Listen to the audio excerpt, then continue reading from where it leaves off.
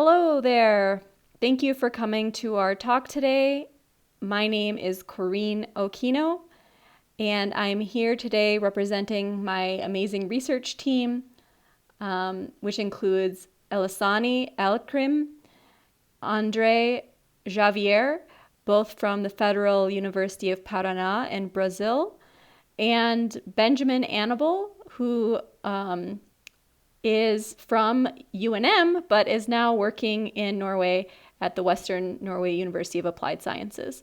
The title of our talk today is Understanding Movement Repetition in Libras, Variation, Patterns, and Motivation.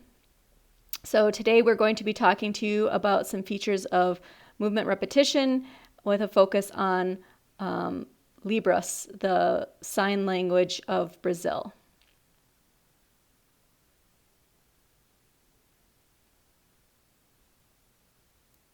So this is the sign for Libras. The sign Libras is signed like this. Libras is a sign language that's used all over Brazil. Understand, Brazil is a very big country, and so Libras has a very large range. You can see here on the map that there are several other smaller indigenous and rural sign languages that are used in Brazil that have some regional recognition. But Libras was officially recognized in 2002 by federal law. So today, we're going to be talking to you about movement repetition, and we want to start out with talking about this concept of 1 versus 2 beat signs. So in 1978, Robin Battison came up with this idea that signs fit into 2 categories, 1 beat signs and 2 beat signs. The idea of beats is really about the definition that Battison gave was the production of the basic specified units of the sign, including its location, hand shapes, orientation, and movements, all in one bundle. So basically, we're all familiar with these sign parameters, and the idea of a beat is that are those parameters all completed one time within the articulation of a sign, or are they completed more than one time within the articulation of a sign? The idea is that all signs, at least in the language that Battison was working on, ASL, but then also applied to other sign languages, is that all signs can fit into 1 beat category or 2 beat categories. So the purpose of beats is really kind of to say that 1 beat signs can't be repeated. So that bundle is just set and it occurs one time.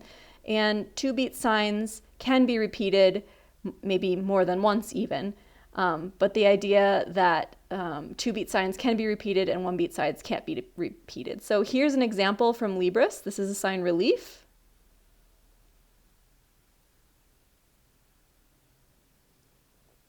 So you can notice here in Libras, the sign for relief has a single beat articulation. So it's made on the head, the hand shape change occurs one time, and you don't see any repetition in that sign bundle. Here's a different example.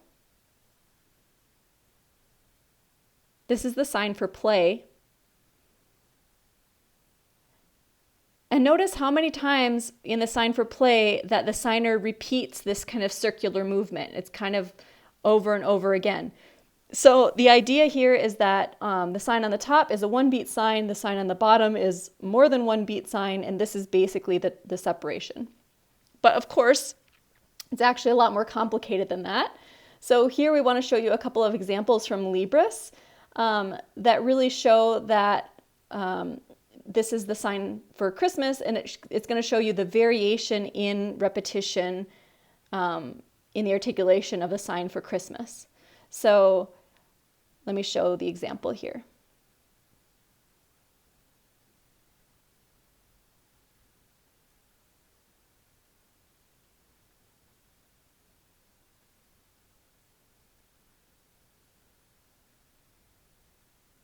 Okay, so you can see with the sign on the left, the signer kind of signs the bundle of articulations for the sign for Christmas 2 times. It's kind of like, almost like Christmas, right? Like Natal is what she's mouthing. And then on the right-hand side, you can see that the other signer does it just once. And so we want to know, this is kind of odd. Why is this happening? So here's an example from the Libras sign for bus. And you can see here the man on the left is actually signing the sign for bus with several repetitions, maybe 5 or 6 repetitions happening here. And that sign for bus, if you look in the Libras dictionary, what you actually find is that it's supposed to be a 2-beat sign, so 2 beats. But this man who just signed it repeated it several times. On the right, you can see the video of the woman signing also the same sign for bus, but notice that she only makes that kind of combination of articulatory bundle occur 1 time in that sign for bus. So the guy on the left does it multiple times, and the lady on the right does it 1 time, but the sign that canonically shows up in the dictionary should have 2 repetitions. So why is it the fact that in one variation we see so many repetitions, in the other variation we see 1 repetition for this 2-beat sign? So we wanted to really better understand this kind of variation. Why do signs repeat or not repeat, and why do we have variation? So the goals for the talk today are basically to look at kind of 3 different things. One is just kind of the general question of why are we interested in studying movement repetition? The second one is movement repetition conditioned by phonological features? That is to say, is there something about the individual phonology of the sign that restricts or encourages the articulatory bundles to be repeated multiple times or to not be repeated?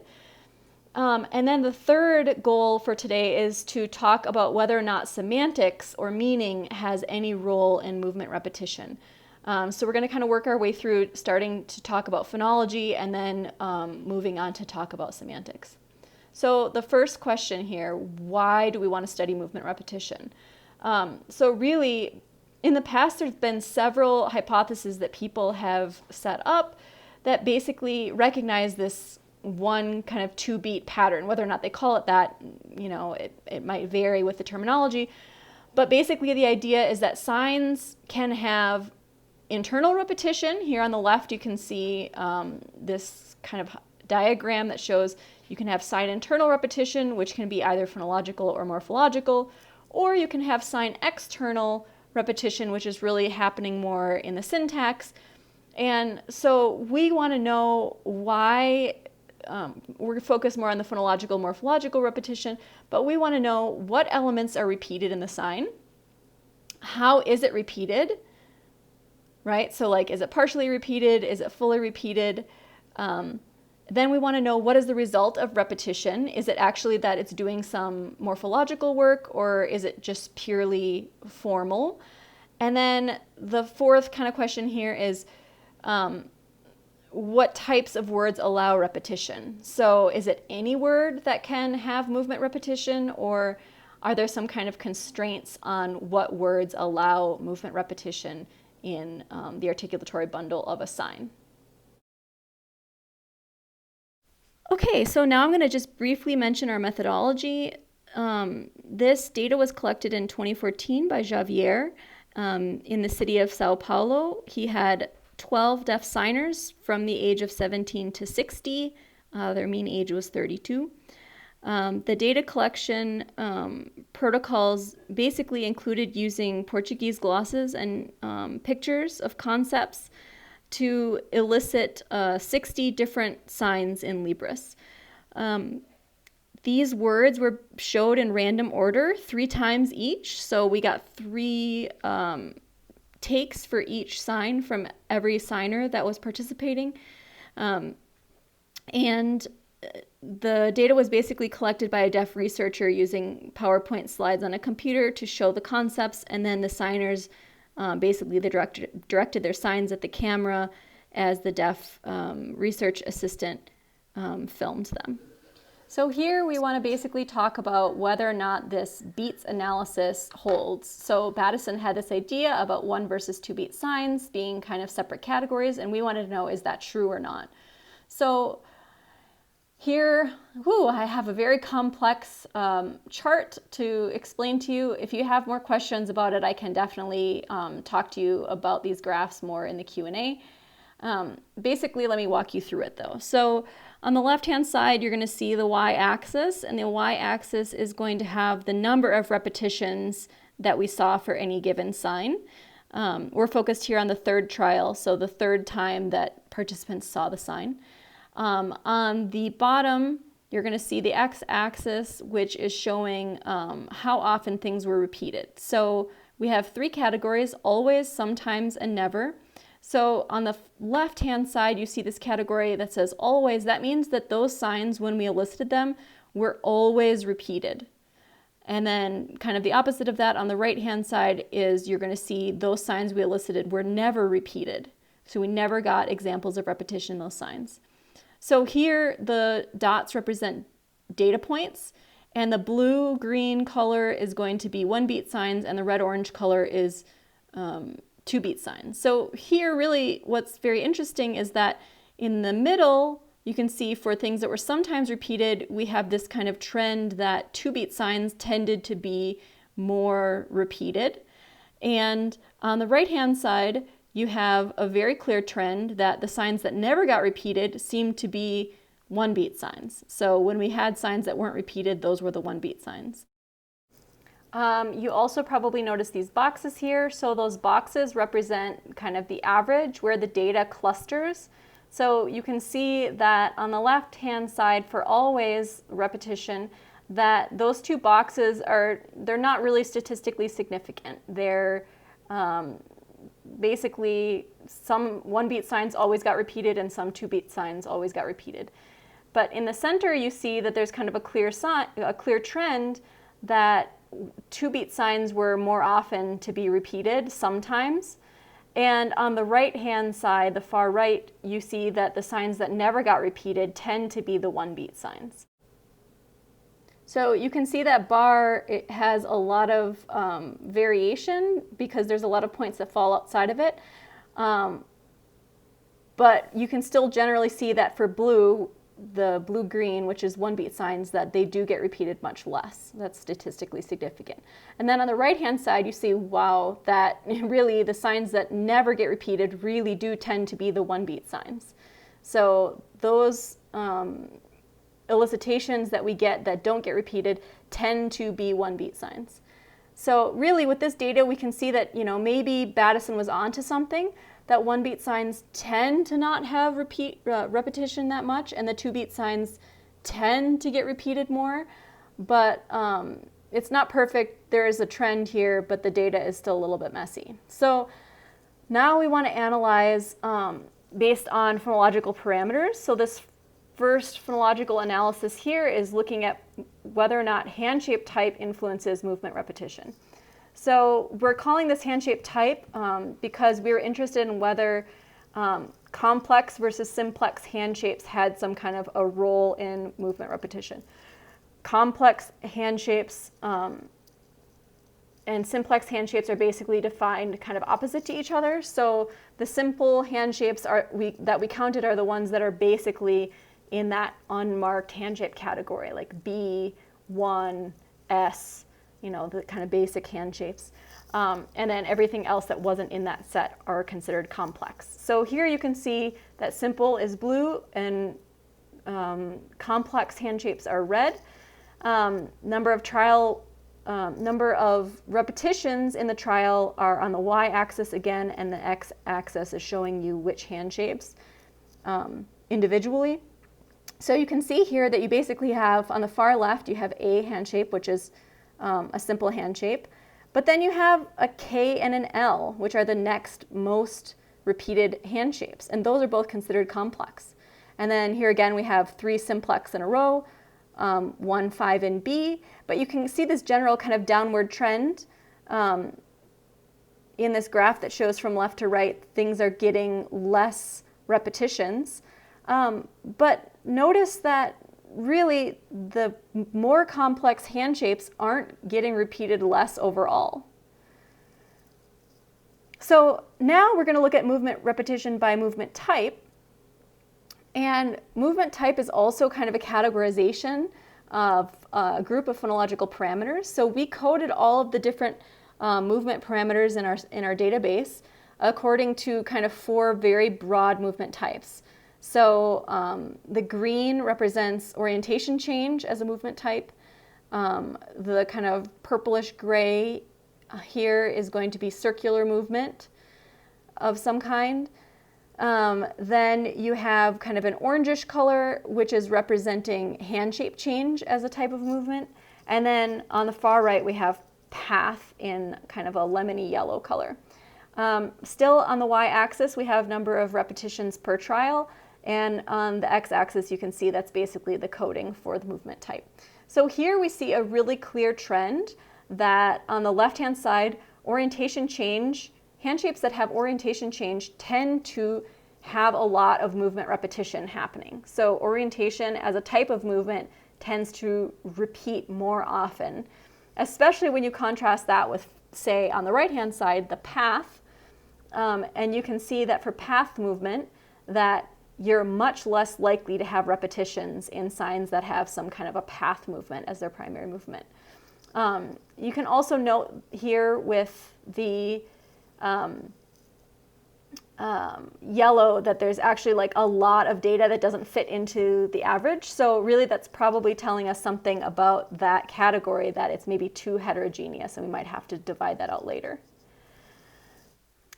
So this slide here is looking at movement repetition by location and contact. So the blue-green dots here are no, the sign does not contact the body, and the red-orange dots are yes, the sign does contact the body. The y-axis is still number of repetitions, and the x-axis now is representing major locations. So here we only have neutral space, head, and non-dominant hand as a place of articulation, because the other body locations that we looked at weren't significant, so they're not shown here. So here we're looking at signs that are articulated in neutral space and that have contact. So for signs in neutral space with contact, you see that they're more likely to be repeated than signs in neutral space that don't have contact. And in the center, for the head, we see actually the opposite pattern, which is signs that are articulated on the head that don't have contact tend to have more repetitions than signs on the head that do have contact. And then on the right, again, for the non-dominant hand, we see the same pattern as for the neutral space, but it didn't reach significance. So we were kind of interested in, why is there this opposite pattern happening?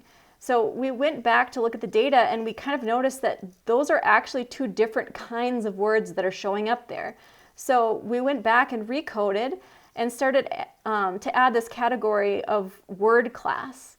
And you might know that word class is a very abstract kind of semantic category that's mostly talking about the functions of words in a sentence. So for example, maybe you're a noun and you tend to refer to things, or maybe you're a verb and you tend to, be talking about kinds of predication. So we kind of saw that pattern showing up in this data, and we wanted to see if, for nouns, verbs, and adjectives, which we didn't really have a lot of adjectives, but those are modifiers, and those are also shown here, that maybe there's something about the kind of rough semantics of these words that's causing this kind of opposite pattern. But if you look at this graph here, which you have adjective in green, nouns in red, and verbs in purple, we actually didn't really see any difference. And we thought, well, that's weird, because we really felt like we were observing some kind of pattern here that we thought was going to be related to semantics. So when we looked again, we thought that actually there's maybe something else that's driving this effect. And that was actually the contact that we just saw on the previous slide. So we're like, well, that's kind of weird. There's something happening with contact. So we needed to look at what was going on with that, whether there was some impact of contact that was interacting here. So this is really kind of interesting, I think. So again, what we saw was when we just coded for parts of speech, we didn't really see any difference. But now here we're looking at the interaction of phonology and semantics. Here we're looking at this kind of rough class of words like nouns and verbs. We're not really looking at adjectives again here because we just don't have that many tokens. And here we have word class by contact. And here we see no is in green and yes is in this red-orange color. And we see the same pattern show up that we saw on this other slide, which is basically when you have a sign that has contact and it happens to be a noun, that you have a lot more repetition. And when you have a sign that doesn't have contact and it happens to be a verb, you have way less repetition. So this is that same kind of opposite pattern. So verbs without contact tend to behave differently than nouns with contact and behave differently from verbs that don't have contact. So we just saw a lot of data. I threw a lot at you. Maybe you're feeling like a little bit, overwhelmed right now. But I want to kind of put out a few kind of take-home messages you might want to think about that we can come back and discuss later. So the first one here is that usage data shows that these kind of movement repetition patterns are really about more than formal categories like beats. So even though when we look at beats, there are some patterns that do tend to show up, some factors like hand shape type, movement type might be constraining that repetition, but really there's a lot more variation in those categories in actual usage data than kind of this clean division between two types. The second thing is basically that semantics are seeming to interact with some of these articulatory properties, like the example we just saw with contact, and that kind of interaction is what makes signs more or less susceptible to being repeated.